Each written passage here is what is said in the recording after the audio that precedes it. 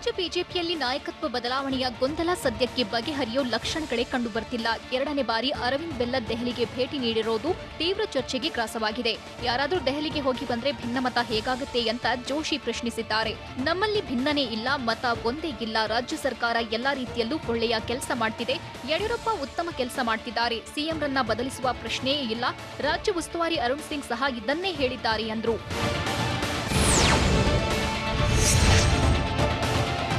ಬೆಲ್ಲದ್ ದೆಹಲಿಗೆ ತೆರಳಿದ್ದಕ್ಕೆ ಮೂಗಿರುವ ತನಕ ನೆಗಡಿ ತಪ್ಪಲ್ಲ ಅಂತ ಸಚಿವ ಆರ್ ಶಂಕರ್ ಹೇಳಿದ್ದಾರೆ. ದೆಹಲಿಗೆ ಹೋಗಬಾರದೆಂದು ಕಡಿವಾಣ ಹಾಕಲು ಆಗುತ್ತಾ? ಒಬ್ಬ ರಾಜಕಾರಣಿಯಾಗಿ ಕೇಂದ್ರ ಸ್ಥಾನಕ್ಕೆ ಹೋಗಬಾರ್ದಾ? ದೆಹಲಿಗೆ ಹೋದವರೆಲ್ಲ ಸಿಎಂ ಬದಲಿಸಲು ಹೋಗೋದಾದ್ರೆ ಪ್ರತಿ ಬಾರಿಯೂ ರಾಜ್ಯದಲ್ಲಿ ಸಿಎಂ ಬದಲಾವಣೆ ಆಗಬೇಕಿತ್ತು. ದೆಹಲಿ ಭೇಟಿ ಅವರ ವೈಯಕ್ತಿಕ, ಇದಕ್ಕೆ ಊಹಾಪೋಹ ಬೇಡ. ಮುಂದಿನ ಚುನಾವಣೆಗೂ ಬಿಎಸ್ವೈ ನಾಯಕತ್ವದಲ್ಲೇ ಹೋಗ್ತೀವಿ ಅಂದ್ರು.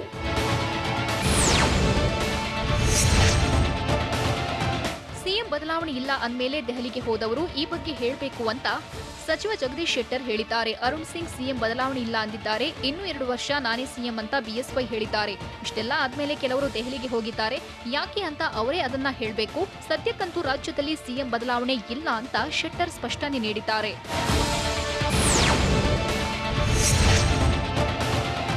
ನನ್ನ ದೆಹಲಿ ಭೇಟಿ ರಾಜಕೀಯ ಉದ್ದೇಶಕ್ಕಲ್ಲ ಅಂತ ಶಾಸಕ ಅರವಿಂದ್ ಬೆಲ್ಲದ್ ಸ್ಪಷ್ಟನೆ ನೀಡಿದ್ದಾರೆ. ನಮ್ಮ ಕುಟುಂಬದ ಕಾರ್ಯಕ್ರಮದಲ್ಲಿ ಭಾಗಿಯಾಗಲು ಬಂದಿದ್ದೇನೆ. ನಾನು ರಾಷ್ಟ್ರೀಯ ನಾಯಕರ ಭೇಟಿಗಾಗಿಯೋ ಅಥವಾ ರಾಜಕೀಯ ಬೆಳವಣಿಗೆ ಬಗ್ಗೆ ಚರ್ಚೆ ನಡೆಸಲು ದೆಹಲಿಗೆ ಬಂದಿಲ್ಲ. ನನ್ನ ದೆಹಲಿ ಭೇಟಿ ಕುರಿತು ಬರುತ್ತಿರೋ ಸುದ್ದಿಗಳು ಸತ್ಯಕ್ಕೆ ದೂರವೆಂದು ಮಾಧ್ಯಮ ಪ್ರಕಟಣೆ ಹೊರಡಿಸಿದ್ದಾರೆ.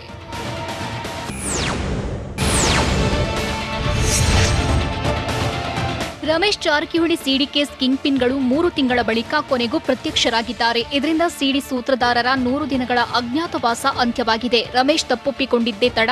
ಸಿಡಿಗೇಡಿಗಳು ಕೋರ್ಟ್ ಮೊರೆ ಹೋಗಿದ್ರು. ಜಾಮೀನಿಗಾಗಿ ಅರ್ಜಿ ಸಲ್ಲಿಸಿದ್ರು. ಕೋರ್ಟ್ ಷರತ್ತುಬದ್ಧ ಜಾಮೀನು ನೀಡಿದ ಬಳಿಕ ಎಷ್ಟು ದಿನ ರಹಸ್ಯ ಸ್ಥಳದಲ್ಲಿದ್ದ ಸಿಡಿ ಸೂತ್ರಧಾರರು ಹೊರಬಂದಿದ್ದಾರೆ. ಎಸ್ಐಟಿ ಎದುರು ವಿಚಾರಣೆಗೆ ಹಾಜರಾಗಿದ್ದಾರೆ.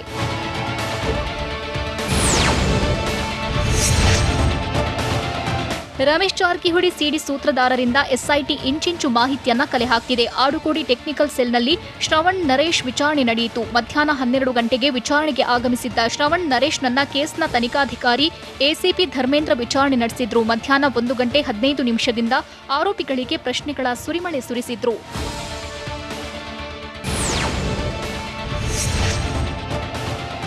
ವಿಚಾರಣೆಗೆ ಹಾಜರಾಗ್ತಿದ್ದಂತೆಯೇ ತನಿಖಾಧಿಕಾರಿಗಳು ಮೊದಲು ದಾಖಲೆ ಪರಿಶೀಲಿಸಿದ್ರು. ಬಳಿಕ ಪ್ರಶ್ನೆಗಳ ಸುರಿಮಳೆ ಶುರು ಮಾಡಿದ್ರು. ನಿಮ್ದು ಯಾವ ಊರು? ನೀವು ಎಲ್ಲೆಲ್ಲಿ ಕೆಲಸ ಮಾಡಿದ್ರಿ? ಸಂತ್ರಸ್ತ ಯುವತಿಗೂ ನಿಮ್ಗೂ ಇರುವ ಸಂಬಂಧ ಏನು?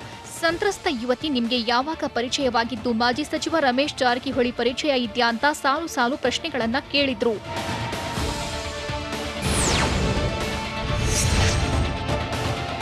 ರಮೇಶ್ ಜಾರಕಿಹೊಳಿಯನ್ನ ಸಿಲುಕಿಸಲು ಆರೋಪಿಗಳು ಮೆಗಾ ಪ್ಲಾನ್ ಮಾಡಿದ್ರು. ಹೀಗಾಗಿ ಆರೋಪಿಗಳು ಮೀಟಿಂಗ್ ಮಾಡಿದ್ದ ಸ್ಥಳ ಪರಿಶೀಲನೆ ನಡೆಸುವ ಸಾಧ್ಯತೆ ಇದೆ. ವಿಡಿಯೋ ಚಿತ್ರೀಕರಣ ಮಾಡಲು ಖರೀದಿ ಮಾಡಿದ್ದ ಕ್ಯಾಮೆರಾ ದೃಶ್ಯದ ಒರಿಜಿನಲ್ ಕಾಪಿ ಎಲ್ಲಿಟ್ಟಿದ್ದಾರೆ ಎಂದು ಎಸ್ಐಟಿ ತನಿಖೆ ನಡೆಸಲಿದೆ. ಹಲವು ದಿನಗಳ ಕಾಲ ಹಂತ ಹಂತವಾಗಿ ಎಸ್ಐಟಿ ತನಿಖೆ ಮಾಡಲಿದೆ.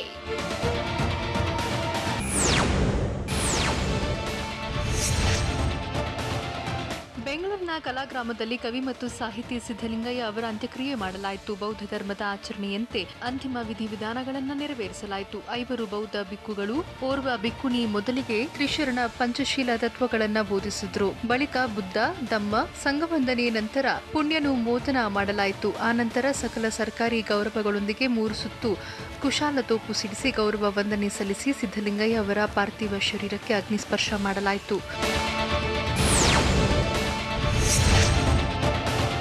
ಇನ್ನು ಸಾಹಿತಿ ಸಿದ್ದಲಿಂಗಯ್ಯ ಅಂತ್ಯ ಸಂಸ್ಕಾರಕ್ಕೂ ಮುನ್ನ ಗೃಹ ಸಚಿವ ಬಸವರಾಜ ಬೊಮ್ಮಾಯಿ, ಕಂದಾಯ ಸಚಿವ ಆರ್ ಅಶೋಕ್, ವಿಪಕ್ಷ ನಾಯಕ ಸಿದ್ದರಾಮಯ್ಯ ಅಂತಿಮ ದರ್ಶನ ಪಡೆದರು. ಅಲ್ಲದೆ ಸಂಸದ ಡಿಕೆ ಸುರೇಶ್ ಮತ್ತು ನಟ ದುನಿಯಾ ವಿಜಿ ಕೂಡ ಸಿದ್ದಲಿಂಗಯ್ಯ ಪಾರ್ಥಿವ ಶರೀರದ ದರ್ಶನ ಮಾಡಿದ್ರು. ಜ್ಞಾನಭಾರತಿ ಕ್ಯಾಂಪಸ್ನ ಅಂಬೇಡ್ಕರ್ ಅಧ್ಯಯನ ಭವನದಲ್ಲಿ ಸಿದ್ದಲಿಂಗಯ್ಯ ಅವರ ಪಾರ್ಥಿವ ಶರೀರ ದರ್ಶನಕ್ಕೆ ವ್ಯವಸ್ಥೆ ಮಾಡಲಾಗಿತ್ತು.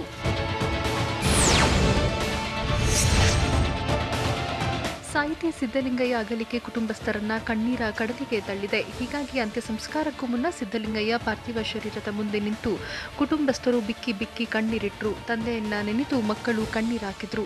ಬಳಿಕ ಸಿದ್ದಲಿಂಗಯ್ಯ ಪುತ್ರ ಗೌತಮ್ ಅಂತಿಮ ಪೂಜಾ ವಿಧಿವಿಧಾನ ನೆರವೇರಿಸಿದ್ರು. ನಂತರ ಸಿದ್ದಲಿಂಗಯ್ಯ ಅವರ ಮೃತದೇಹಕ್ಕೆ ಗೌತಮ್ ಅಗ್ನಿಸ್ಪರ್ಶ ಮಾಡಿದ್ರು.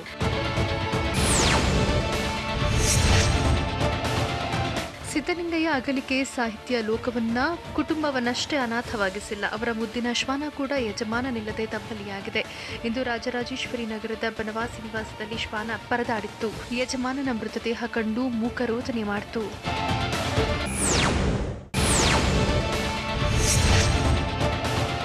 ಮೈಸೂರು ಜಿಲ್ಲೆ ನಂಜನಗೂಡು ತಾಲೂಕಿನ ಹರದನಹಳ್ಳಿಯಲ್ಲಿ ಕೊರೋನಾಗೆ ತಾಯಿ ಮೃತಪಟ್ಟಿದ್ದಕ್ಕೆ ವಿಶೇಷ ಚೇತನ ಪುತ್ರ ತಬ್ಬಲಿಯಾಗಿದ್ದಾನೆ. ನಂಜನಗೂಡಿನ ಸರ್ಕಾರಿ ಶಾಲೆಯಲ್ಲಿ ಶಿಕ್ಷಕಿಯಾಗಿದ್ದ ಆಶಿಯಾ ಖಾತೂನ್ ಮಗನಿಗಾಗಿ ಕೆಲಸವನ್ನೇ ಬಿಟ್ಟಿದ್ರು.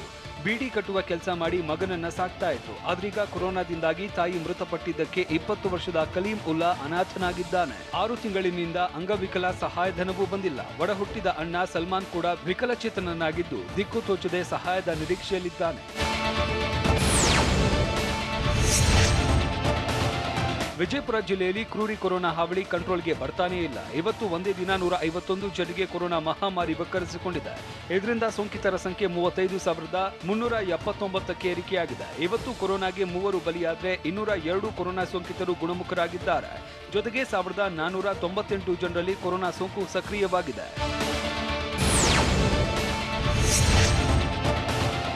ದಾವಣಗೆರೆ ಜಿಲ್ಲೆಯ ಹೊನ್ನಾಳಿ ತಾಲೂಕಿನ ಅರಬಘಟ್ಟ ಕೋವಿಡ್ ಸೆಂಟರ್ನಲ್ಲಿ ರೇಣುಕಾಚಾರ್ಯ ಹೋಮ ಮಾಡಿರುವುದು ತೀವ್ರ ವಿವಾದಕ್ಕೆ ಕಾರಣವಾಗಿದೆ. ಶಾಸಕ ರೇಣುಕಾಚಾರ್ಯ ವಿರುದ್ಧ ಕಾನೂನು ಕ್ರಮ ಕೈಗೊಳ್ಳಿ, ಇಲ್ಲವಾದರೆ ನಮಗೂ ಹೋಮ ಮಾಡೋದಕ್ಕೆ ಅವಕಾಶ ನೀಡಿ ಅಂತ ಜಿಲ್ಲಾಡಳಿತಕ್ಕೆ ಮಾಜಿ ಶಾಸಕ ಡಿಜಿ ಶಾಂತನಗೌಡ ಆಗ್ರಹಿಸಿದ್ದಾರೆ.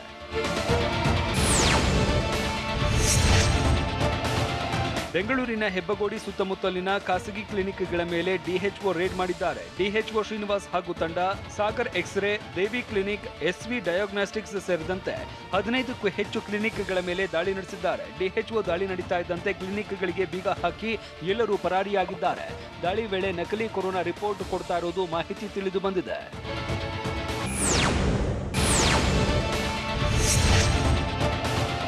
ಕೊರೋನಾ ಕಂಟ್ರೋಲ್ಗೆ ಮೈಸೂರು ಪಾಲಿಕೆ ಸರ್ಕಸ್ ಮಾಡ್ತಿದೆ. ಬೀದಿ ಬದಿ ವ್ಯಾಪಾರಿಗಳು ವಿಶೇಷ ಚೇತನರಿಗೆ ಲಸಿಕೆ ನೀಡೋಕೆ ನಿರ್ಧರಿಸಿದ್ದಾರೆ. ಜೂನ್ 16ರಿಂದ 20ರವರೆಗೂ ಬೀದಿ ಬದಿ ವ್ಯಾಪಾರಿಗಳಿಗೆ ಹಾಗೂ ಜೂನ್ 17ರಿಂದ 19ರವರೆಗೆ ವಿಶೇಷ ಚೇತನರಿಗೆ ಲಸಿಕೆ ನೀಡೋದಾಗಿ ಮೈಸೂರು ಪಾಲಿಕೆ ಪ್ರಕಟಣೆ ಹೊರಡಿಸಿದೆ. ತಿಲಕ್ ನಗರದ ಅಂಧ ಮಕ್ಕಳ ಪಾಠಶಾಲೆಯಲ್ಲಿ ಲಸಿಕೆ ನೀಡಲಿದ್ದಾರೆ. ಪಾಲಿಕೆ ವತಿಯಿಂದ ವಾರ್ಡ್ವಾರು ಉಚಿತ ವಾಹನ ಸೌಲಭ್ಯ ಒದಗಿಸಲಿದ್ದು ಬೆಳಗ್ಗೆ 10 ಗಂಟೆಯಿಂದ ಸಂಜೆ 4 ಗಂಟೆವರೆಗೂ ಲಸಿಕೆ ನೀಡಲಿದ್ದಾರೆ.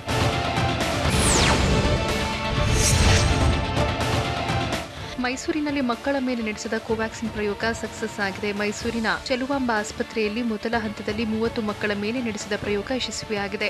ಕಳೆದ 6 ದಿನದಿಂದ ವ್ಯಾಕ್ಸಿನ್ ಪಡೆದ ಮಕ್ಕಳು ಆರೋಗ್ಯವಾಗಿದ್ದಾರೆ. 30 ಮಕ್ಕಳ ಪೈಕಿ 2ರಿಗೆ ಜ್ವರ, ಕೆಲವರಿಗೆ ನೋವು ಕಾಣಿಸಿಕೊಂಡಿದೆ. ಸುಮಾರು 4 ತಿಂಗಳ ಕಾಲ ಪ್ರಯೋಗ ನಡೆಯಲಿದ್ದು ಪ್ರತಿದಿನ ವೈದ್ಯರು ಮಕ್ಕಳ ಆರೋಗ್ಯವನ್ನು ವಿಚಾರಿಸುತ್ತಿದ್ದಾರೆ.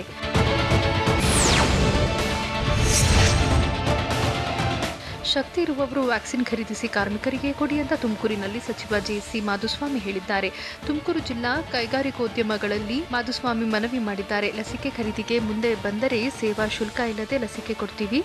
ಸದ್ಯ 20ರಿಂದ 25 ಸಾವಿರ ವ್ಯಾಕ್ಸಿನ್ ಬರ್ತಿದೆ. ಈ ಪ್ರಮಾಣದಲ್ಲಿ ವ್ಯಾಕ್ಸಿನ್ ಕೊಟ್ಟರೆ 5-6 ತಿಂಗಳಾದರೂ ಲಸಿಕೆ ಕೊಡೋಕ್ಕಾಗಲ್ಲ. ಹೀಗಾಗಿ ಶಕ್ತಿ ಇರೋರು ವ್ಯಾಕ್ಸಿನ್ ಖರೀದಿಸಿ ಕಾರ್ಮಿಕರಿಗೆ ಕೊಡಿ ಎಂದರು.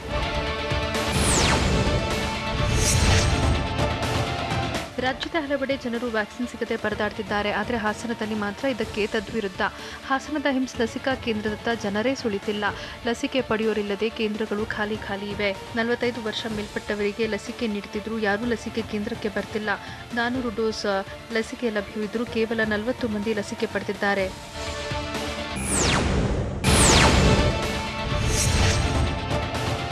ತುಮಕೂರು ಜಿಲ್ಲೆಯಲ್ಲಿ 2ನೇ ಅಲೆಯಲ್ಲಿ 4,000 ಮಕ್ಕಳಿಗೆ ಕೊರೋನಾ ಬಂದಿದ್ದು 80ರಿಂದ 100 ಮಕ್ಕಳಿಗೆ ಆಸ್ಪತ್ರೆಯಲ್ಲಿ ಚಿಕಿತ್ಸೆ ನೀಡಲಾಗುತ್ತಿದೆ. 1 ಮಗು ಮೃತಪಟ್ಟಿದೆ ಅಂತ ಸಚಿವ ಮಾಧುಸ್ವಾಮಿ ಹೇಳಿದ್ದಾರೆ. 3ನೇ ಅಲೆ ಎದುರಿಸಲು ಮಕ್ಕಳ ಚಿಕಿತ್ಸೆಗೆ 600 ಬೆಡ್ ವ್ಯವಸ್ಥೆ ಮಾಡಲಾಗುತ್ತಿದ್ದು ಮಕ್ಕಳಿಗೆ ಸೋಂಕು ತಗುಲಿದ್ರೆ ಸಮರ್ಥವಾಗಿ ನಿಭಾಯಿಸುತ್ತೇವೆ. ಹೆಚ್ಚಿನ ಸಂಖ್ಯೆಯಲ್ಲಿ ಮಕ್ಕಳಿಗೆ ಸೋಂಕು ಕಾಣಿಸಿದರೆ ಕೋವಿಡ್ ಕೇರ್ ಸೆಂಟರ್ ನಿರ್ಮಿಸುತ್ತೀವಿ ಎಂದರು.